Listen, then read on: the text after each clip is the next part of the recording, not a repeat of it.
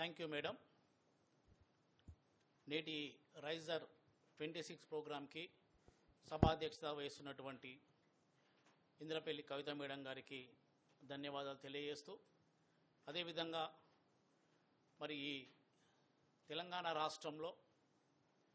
SC ఎస్టీలు, దాంట్లో మరియు వెనుకబడ్డ వాళ్ళు ఎస్సీ ఎస్టీ మహిళలు, వీళ్ళు వ్యాపారం చేస్తున్న వాళ్ళు ఎంతమంది, వ్యాపారం వైపు రావాలన్న ఆలోచన ఉన్న వాళ్ళు ఎంతమంది అనే ఒక ఆలోచనతో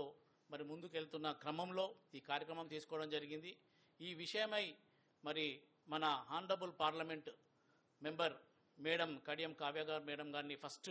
తమ యొక్క సమయాన్ని తీసుకోవడం జరిగింది. ఎందుకంటే మేడం ఈ కార్యక్రమానికి మీరే ముఖ్య అతిథిగా వస్తే బాగుంటుంది, మీ యొక్క టైంని బట్టి మేము ప్రోగ్రాం చేసుకుంటామని కలవగానే మరి అన్ని విషయాలు కూలంకుషంగా తెలుసుకొని తనకి ఎంత బిజీ షెడ్యూల్ ఉన్నా మనకి చక్కటి అవకాశం ఇచ్చి మన యొక్క కార్యక్రమానికి విచ్చేసినందుకు మేడం గారికి ఒకసారి అందరం చప్పట్ల ద్వారా స్వాగతం పలకాల్సిందిగా కోరుతా ఉన్నాను.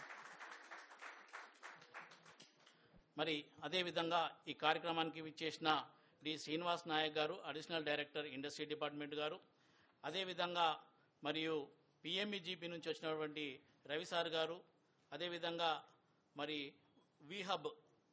నుంచి వచ్చినటువంటి జాహీద్ అఖ్తర్ షేక్ గారు, అదేవిధంగా మరి లీడ్ బ్యాంక్ మేనేజర్ ఎస్బీఐ నుంచి వచ్చినటువంటి